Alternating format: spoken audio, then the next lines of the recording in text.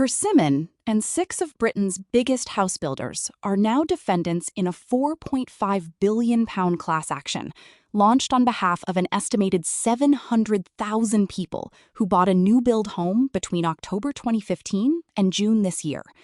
The tension is immediate. Most of those 700,000 people have no idea the case is taking place.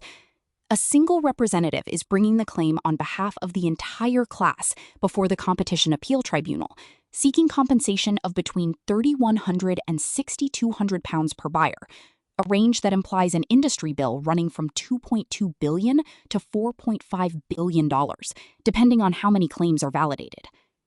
The source of the claim reaches back to a Competition and Markets Authority market study commissioned in 2022 by then Housing Secretary Michael Gove. The CMA's 2024 findings were largely structural.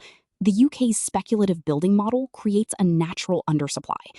But buried on page 87 of that report was something different. Evidence from Housebuilders' own internal documents that commercially sensitive information was being shared between rivals in ways that could have influenced pricing. That finding was significant enough to trigger a separate CMA investigation in February 2024. The investigation ended not with a verdict, but with a settlement. Barratt, Redrow, Bellway, Berkeley, Bloor Homes, Persimmon, Taylor Wimpey, and Vistry agreed to pay a collective $100 million into affordable housing programs and to accept legally binding commitments around information sharing. The CMA did not find them guilty. It did not exonerate them either. It simply stopped investigating. Law firms specializing in collective actions read the same buried evidence and spotted the opening. The class action is now in motion, and the 7 builders are named. What moved the story today is The Guardian's reporting on the case, and a separate parliamentary debate in which Liberal Democrat Baroness Thornhill called the $100 million settlement definitely looks dodgy, framing the payment not as resolution, but as the cost of halting a probe that might have found wrongdoing. The builders said the commitments did not mean they admitted any wrongdoing. 2 very different readings of the same $100 million are now in circulation simultaneously, and neither is neutral. The £100 million payment was the largest sum ever secured by the CMA through voluntary commitments from companies under investigation. The housing minister presented it in the House of Lords as a win. Affordable housing funded, guidance established, the matter settled.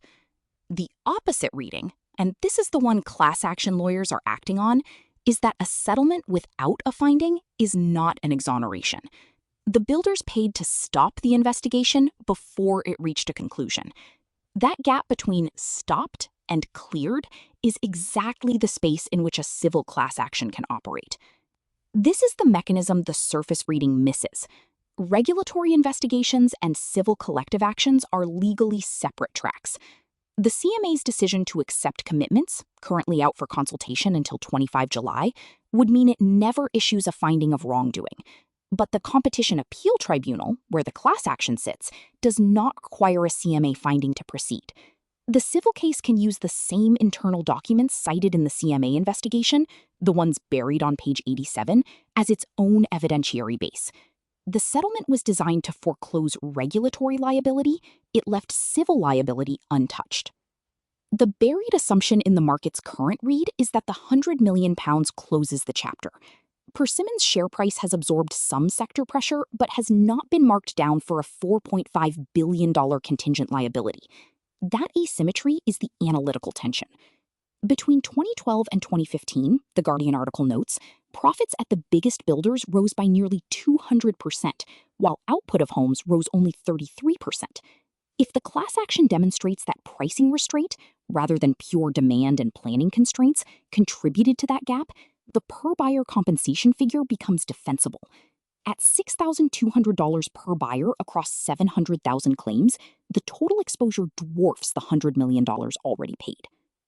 The counter-reading, which the builders' statements imply, is that information sharing among competitors is common in fragmented markets, was not materially anti-competitive, and would fail the legal standard required for class action damages. The CMA's failure to reach a finding cuts both ways. It did not prove wrongdoing, but it also did not clear anyone.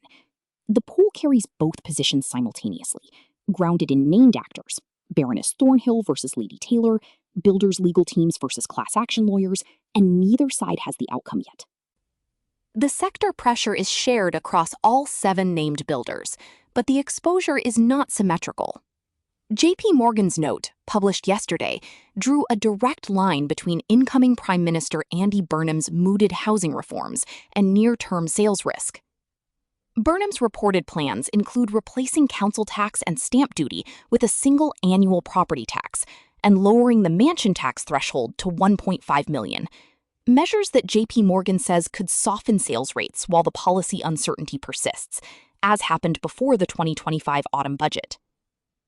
The bank rates Taylor Wimpey underweight, citing greater earnings risk at its H1, and describes Persimmon as best placed to weather the uncertainty, specifically because Persimmon's price points carry lower or in some cases zero stamp duty exposure, meaning the policy change poses less structural disruption to its buyers. That distinction matters to the litigation question as well. Persimmon's positioning in lower average selling prices means its per-home margin has been structurally different from London-heavy peers like Berkeley. A class action based on overcharging relative to a competitive counterfactual hits premium builders harder if the alleged collusion concentrated on protecting high-margin homes. Berkeley, rated overweight by JPM, faces the additional London risk. A recurring annual property tax would impose ongoing costs in the capital that a one-off stamp duty reform would not. What Persimmon holds that its peers do not is a cleaner positioning argument heading into a contested regulatory and legal period. Vistry, hard blocked from this analysis as a recent asset, disclosed a $30 million H1 loss yesterday, with average private sale discounts of 7.1%, up from 1.4% a year ago. That number is important not because it is Persimmon's number, but because it sets the baseline for sector margin deterioration. If Vistry, at the more affordable end, is discounting that aggressively in an environment where mortgage rates have risen on Middle East inflation concerns, the question for Persimmon's holders is whether its positioning insulates it from the same dynamic or whether it is simply next in line. The CMA's consultation on the £100 million commitment package closes on 25 July. That date is the nearest hard decision point for both the regulatory and the civil track, and it resolves in opposite directions for each. If the CMA accepts the commitments, the more likely outcome given the minister's supportive statements, the regulator formally closes without a finding. That removes the regulatory tail risk, but hands the class action lawyers a cleaner run. There is no adverse finding to cite, but there is also no CMA exoneration to use as a defense.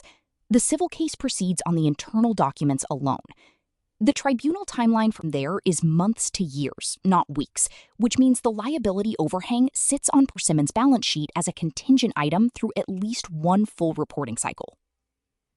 If the CMA rejects the commitments and restarts the investigation, the scenario Baroness Thornhill is pushing for, the regulatory track reopens, the timeline lengthens further, and the sector faces a more explicit public process that would make pricing justification a quarterly headline rather than a courtroom question.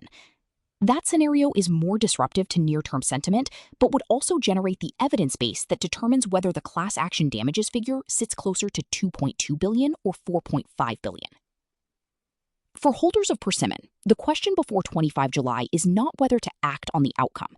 The decision resolves too slowly for that, but whether the current price reflects an appropriate probability weight on each scenario. JP Morgan's overweight rating implies the market is not pricing the litigation risk adequately into Persimmon's relative discount to peers. The main risk the rating does not address is the size of the contingent liability.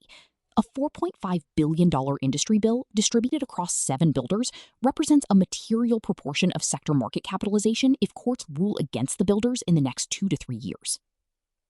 For watchlist candidates, the entry signal is not the 25 July date itself, but the CMA's language when it publishes its decision.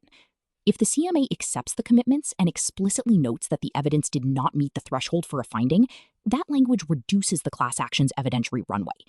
If it accepts the commitments while noting the evidence raised serious concerns, the language it used in the original market study, the civil track gets a material tailwind. The same regulatory outcome, 2 very different phrases, would reprice the same stock in opposite directions. That is the variable to watch, not the headline outcome of accepted or rejected.